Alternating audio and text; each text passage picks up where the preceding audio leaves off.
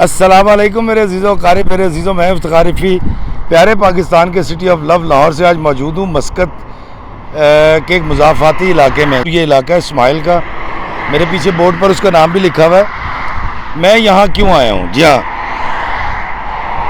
اس علاقے میں ایک مزار ہے، حضرت مازن بن غضوبہ یا غدوبہ عربی میں کہتے ہیں، تو صحابی رسول ہیں، اور کہا یہ جاتا ہے کہ عمان کے پہلے مسلمان یہ تھے جنہوں نے اسلام نہ صرف قبول کیا بلکہ ملاقات کے لیے یہاں سے سفر کر کے نبی پاک صلی اللہ علیہ وآلہ وسلم کی خدمت میں بھی حاضر ہوئے تھے۔ اور وہ سارا واقعہ بھی میں آپ کو سناؤں گا۔ بڑا اور طرح کا علاقہ ہے۔ اگر اس طرف دیکھیں آپ، دور پہاڑ ہیں، ہائی وے ہے، میرے پیچھے ٹرکس جا رہے ہیں، اور جب آپ اب میرے بائیں جانب دیکھیں گے تو یہاں پر ایک گرڈ اسٹیشن ہے بجلی کا۔ تو آئیں میں آپ کو لے کر چلتا ہوں یہاں پر موجود ایک صحابی رسول اللہ صلی اللہ علیہ وآلہ وسلم کے روضے پر، اور وہاں جا کر وہ سارا قصہ آپ کو سناتا ہوں۔ دوستو، میں کل 14 گھنٹے کا سفر کر کے سلالہ سے مسقط پہنچا تھا۔ تھکاوٹ بہت زیادہ ہے، اور آج صبح ہم 250 کلومیٹر کا سفر کر کے اسماعیل شہر پہنچے ہیں۔ اسماعیل عمان کا سب سے قدیم شہر ہے۔ یہ علاقہ کبھی بت پرستی کا گڑھ ہوا کرتا تھا۔ یہاں کے لوگ غیر اللہ کی عبادت میں مشغول تھے، اور ہر عیب ان کی ذات میں موجود تھا۔ اس زمانے میں یہاں مازن بن غضوبہ رہا کرتے تھے، جن کا اپنا بت خانہ تھا، اور عمان کا سب سے بڑا بت ناجر یا باجر ان کی ملکیت تھا، اور یہ اس بت کی پوجا کیا کرتے تھے، بلکہ اس وقت کے سب سے بڑے پجاری تھے۔ پھر اللہ تعالیٰ کی ان کی ذات پر ایسی کرم نوازی ہوئی کہ آپ سیدھی راہ پر آ گئے۔ واقعہ یہ ہوا کہ ان کی والدہ محترمہ بیمار ہو گئیں۔ مازن نے اپنے بت سے اپنی والدہ کی صحت یابی کے لیے دعا کی، منت مانی، مگر اتفاق سے ان کی والدہ کا انتقال ہو گیا۔ اس واقعہ کے بعد مازن کو لگنے لگا کہ یہ بت جس سے ہم اپنی دعائیں مانگتے ہیں ہماری مدد نہیں کر سکتا، پھر جس بت کو ہم اپنے ہاتھ سے بناتے ہیں وہ کیسے مددگار ہو سکتا ہے۔ پہلے پہل اپنے بت سے بیزار ہوئے، پھر حق کی تلاش میں ہلکان ہونے لگے۔ ایک روز ایک تاجر آیا جو مدینہ سے آیا تھا۔ اس کی زبانی رسول عربی صلی اللہ علیہ وآلہ وسلم بارے اطلاع ملی۔ مازن پہلے ہی بت پرستی سے منکر ہو چکے تھے۔ جو بت ان کی والدہ کی جان نہ بچا سکا، اور جس بت کو وہ اپنے ہاتھوں سے بناتے ہیں وہ ان کی کوئی مدد نہیں کر سکتا تھا، سب سے پہلے اس بت کو توڑا، اور آقا کریم صلی اللہ علیہ وآلہ وسلم سے ملنے کی غرض سے اپنی اونٹنی پر سوار ہوئے، اور پرپیچ سنگلاخ چٹانوں سے گزرتے ہوئے سرکار کی خدمت میں حاضر ہوئے۔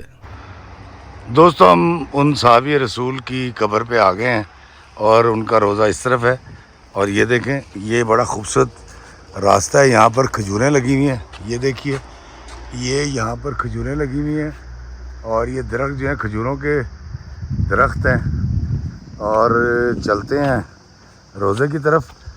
اور یہاں پر بڑا سکون ہے، اور بہت ساری جھینگروں کے بولنے کی آواز آ رہی ہے، اور ہم جا رہے ہیں ایک صحابی رسول کے روضے کی طرف۔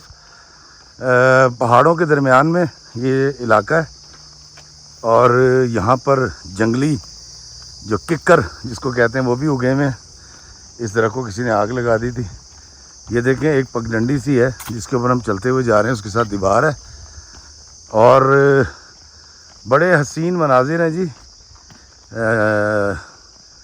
اس میں کھجوروں کے درخت کے دوستو، وہ سامنے دیکھیے، یہ اوپر پہاڑ ہے، پہاڑ کے دامن کے اندر یہ روضہ موجود ہے، اور علی صاحب جو ہیں وہ ویڈیوز بنا رہے ہیں میری، اور میں ان کی بنا رہا ہوں۔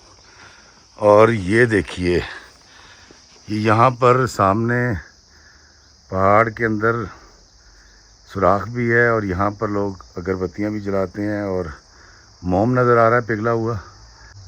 یہ لکھا ہوا ہے جی، محترم زائرین، یہاں گندگی اور کچرا نہ ڈالیں، برائے مہربانی اس مقدس جگہ کو پاک اور صاف رکھیں۔ جی ہاں، یہ دیکھیں، یہاں پر کھجور کے پتوں کی جو پتے ہیں ان کی چھت ہے، اور یہ سامنے لکھا ہوا ہے صحابی کا نام۔ یہ میرے میزبان جو ہیں بلال اور عامر، یہ دیکھیں یہ یہاں پر ٹھنڈے پانی کی بوتلیں اور کھانے پینے کا سامان لے کر آئے ہیں. اور یہاں پر پورے عرب میں یہ طریقہ ہے کہ کہیں بھی ایسی جگہ پر یا مسجد کے باہر جب جاتے ہیں تو وہاں پر کھانے پینے کا سامان رکھ دیا جاتا ہے تاکہ کوئی اور اللہ کا بندہ جب آئے تو وہاں سے پانی بھی پی لے اور کھا بھی لے. اور یہ وہ روزہ ہے صحابی رسول صلی اللہ علیہ وآلہ وسلم کا. یہ دیکھیے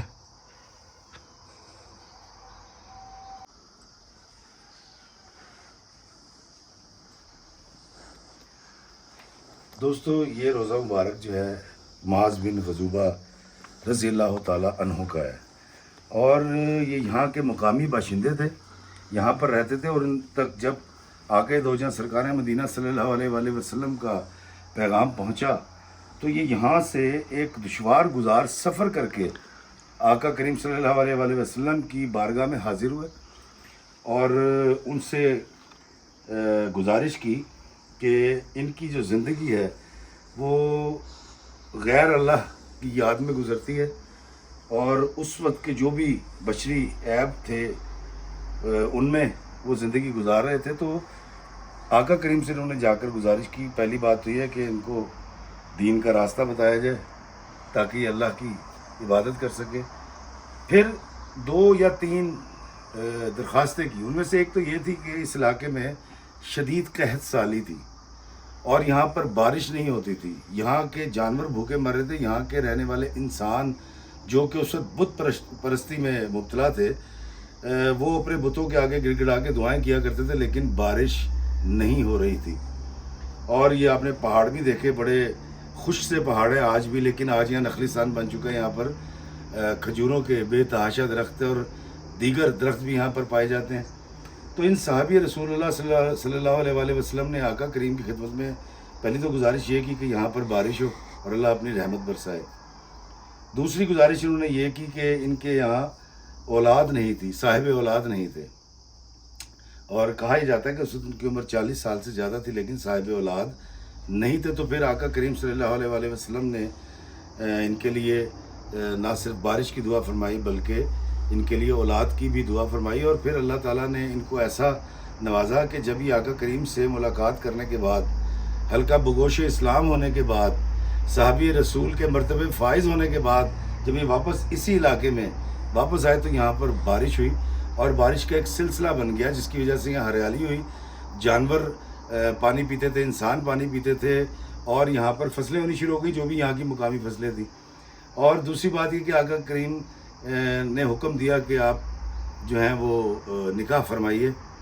تو کہا یہ جاتا کہ انہوں نے 4 نکاح کیے تھے اور اللہ تعالیٰ نے ان کو کثیر اولاد عطا فرمائی تھی. اور یہاں پر اس دنوں جو لوگ رہا کرتے تھے وہ دنیاوی معاملات میں بہت زیادہ تھے اور عیب کو عیب نہیں سمجھا جاتا تھا، گناہ کو گناہ تصور نہیں کیا جاتا تھا. تو پھر ان صحابی رسول نے پھر یہاں پر آقا کریم صلی اللہ علیہ وآلہ وسلم کا اور اللہ کا پیغام پہنچایا. اور پھر کہا یہ جاتا ہے کہ یہ پورا علاقہ جو ہے پہلے تو مخالفت پہ اتر آیا. ان کو یہاں بہت تکالیف کا سامنا کرنا پڑا. بڑی مشکل سے لوگ اس بات پر راضی ہوتے تھے کہ ان کو سنیں، ادروائز وہ سننے سے پہلے ہی بھاگ جایا کرتے تھے یا ان کی مخالفت پر اور جھگڑے پر اتر آتے تھے. لیکن پھر ایک وقت ایسا آیا کہ اللہ کے اس ولی اور اس نبی پاک صلی اللہ علیہ وآلہ وسلم کے ان صحابی کو اللہ تعالیٰ نے پھر ان کی زبان میں ایک ایسی تاثیر بخشی کہ یہ جس کو بھی اسلام کی دعوت دیتے تھے وہ اسلام قبول کر لیا کرتا تھا. اور اس علاقے میں کہا یہ جاتا ہے، جو تاریخ بتاتی ہے کہ کم و بیش ارد گرد کے سارے علاقے میں جو اسلام پھیلا آقا کریم صلی اللہ علیہ وآلہ وسلم کے دور میں وہ یہ صحابی رسول ہیں اور وہ یہاں پر آرام فرما ہیں. یہ ایک تقریباً 1.5 مرلے کی جگہ ہے جس کے گرد 4 دیواری ہے. یہاں پر ان کا نام بھی لکھا گیا ہے، یہ دیکھیے. اور یہاں پر ان کا نام بھی لکھا گیا اور یہ دیوار کے اندر جو ہے دیوار کے اندر یہ پینٹنگ سی کی گئی ہے. اور یہاں پر ایک چھوٹی سی الماری بھی ہے، یہاں جائے نماز رکھی گئی ہیں، اس کے اندر قرآن پاک کے نسخے رکھے گئے ہیں. یہاں پر اگربتیاں بھی ہیں. اب اگربتی میرا خیال شاید ان مقامی لوگوں کے مزاج میں شامل ہے، اگربتیاں جلاتے ہیں.